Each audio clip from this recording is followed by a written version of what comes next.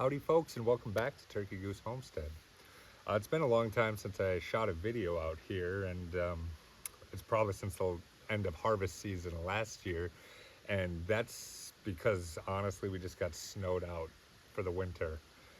It was a very harsh winter up here. We had a lot of snowfall, and it never got warm enough that any of it melted. So, all of the 6-inch falls, the 8-inch falls, compiled with the 3 or 4 2-foot falls that we had, it just was too much to keep up with. Even though I had a plow contract even this year, it just still, the timing was always like he would plow, and then by the next time we could get out here, we were, another 6 or 8 inches had fallen.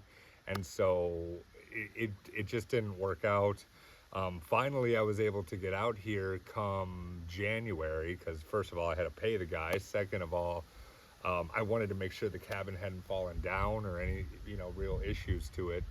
And fortunately, it had not fallen down. The roof continued to shed snow, but that kind of went into the bad news, which was I went inside and I checked the solar generator to see if it was holding charge, and it was completely drained. And I was like, well, that's a bummer. What's going on?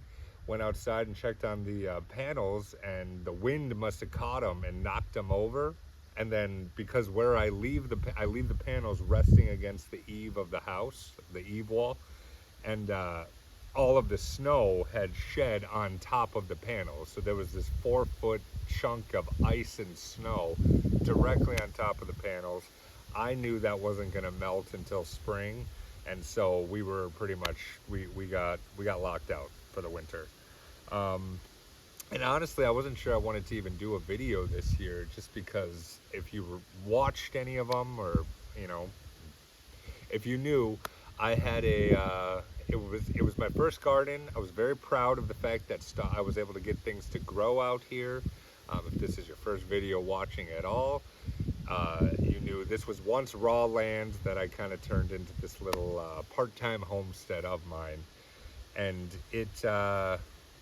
but the garden was only producing last year enough to pretty much feed as I went, meaning I would harvest it. I didn't put anything away for winter, and I wasn't sure anything was going to be different this year. I was kind of skeptical, and so I wasn't really going to do a video. However, I did try some new things this year, and I have to say it's looking a lot better than it did last year. So I wanted to kind of showcase that to anybody who maybe was wondering how things are going for us out here. I'll show you that in a minute. But just to let you know what I've done differently this year. The first thing I did after the end of harvest season last year, all I did to plant last year was literally flip the land over with the shovel, put the seeds or the plants in the dirt, and then put topsoil on top of it. At the end of harvest season last year, I tilled the entire thing, borrowed my brother's rototiller, and I tilled up all the land. It sat for the winter, and then when it was time to plant again, I ended up buying one bag of like premium garden soil that I just kind of spread throughout the whole area. I bought some fertilizer, and I think this was the big move. The fertilizer I went with was the brand is chicken poo. I'm pretty sure it's derived from chicken poo.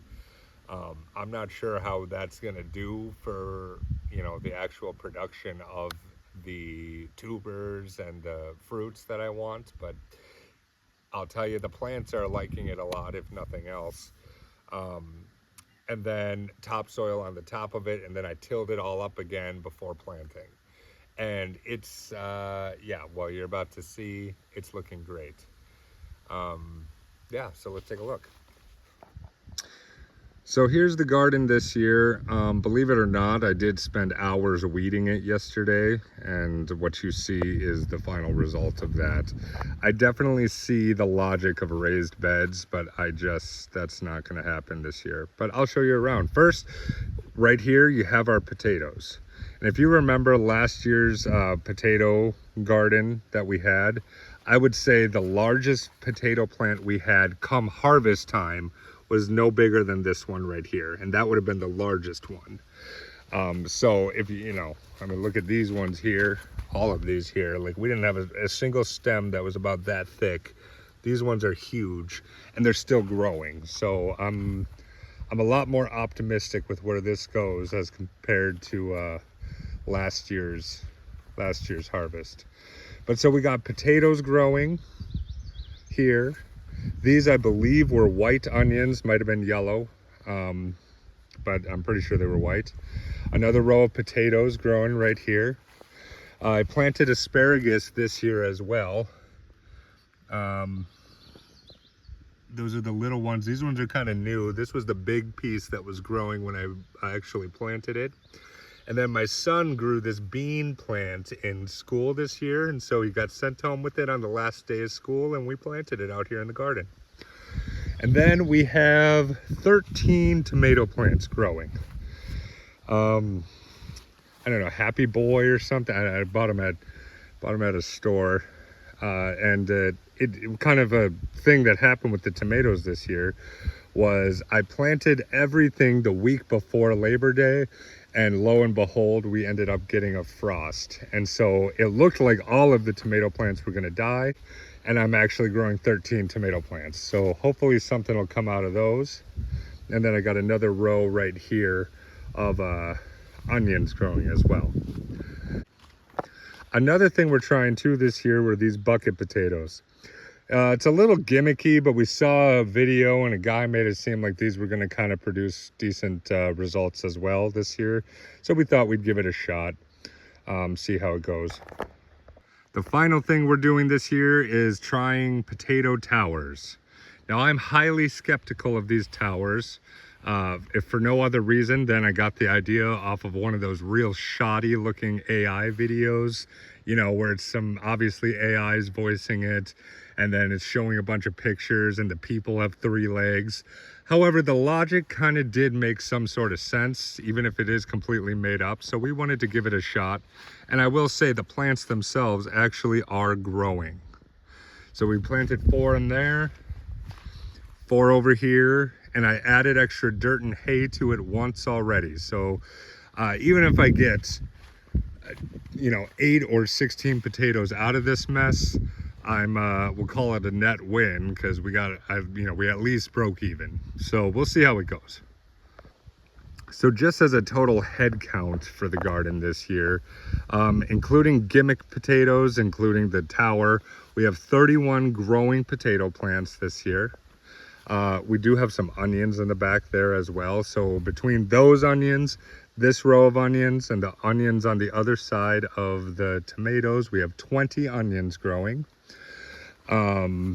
We have a total of 5 asparagus. It's supposed to be 6, like I said. And then 1 beanstalk, the 13 tomatoes. So quite a lot growing this year. To water this garden as it currently stands, it takes me about 20 to 25 gallons of water.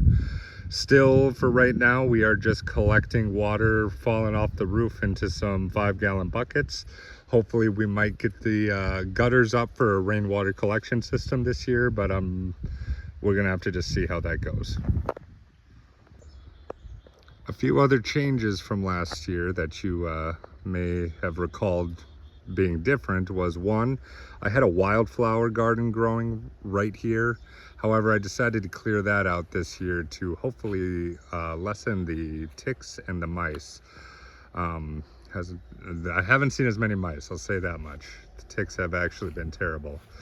We did end up fixing the shed. As you may recall, the bear ripped through it last spring.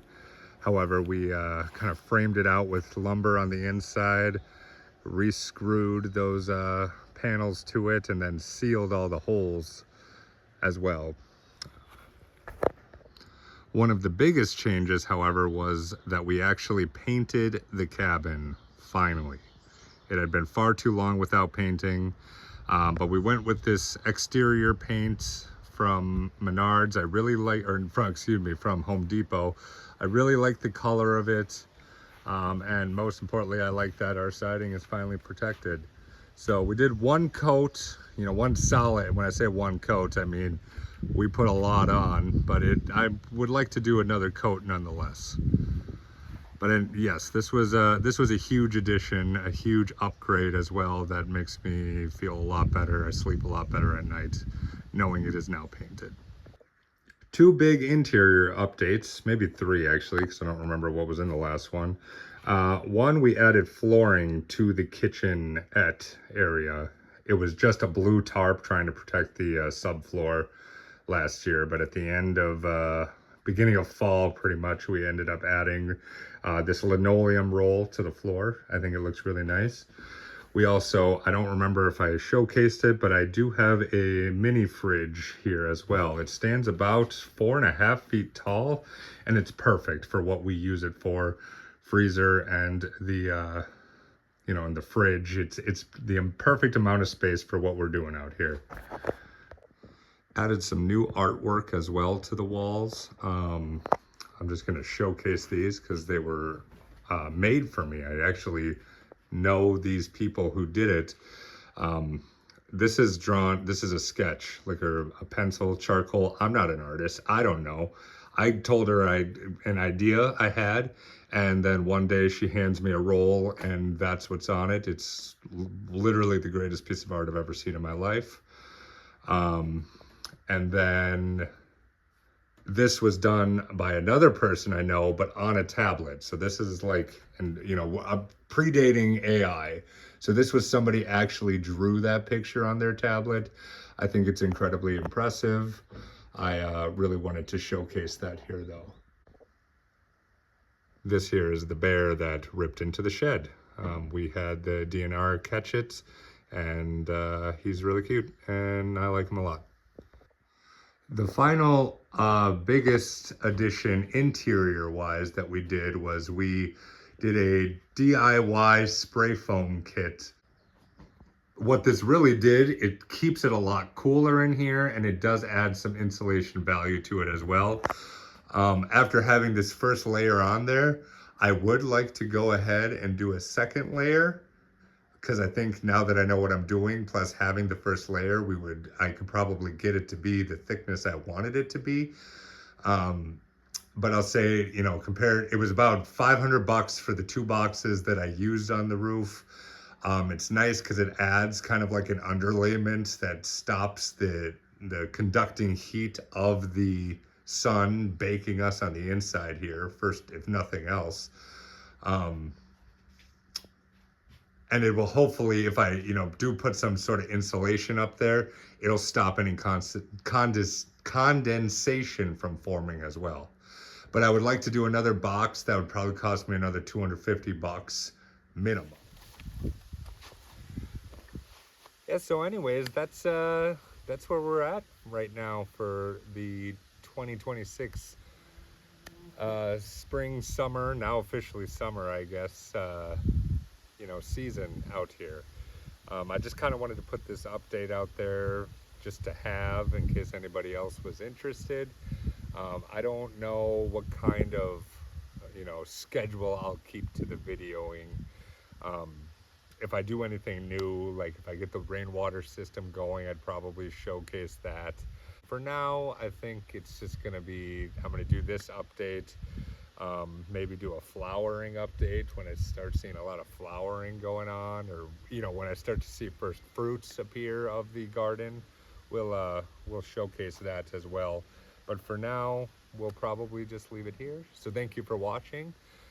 If you want to see more of this, feel free to obviously like, subscribe, and comment and let me know that you're interested in seeing more. Otherwise, thanks.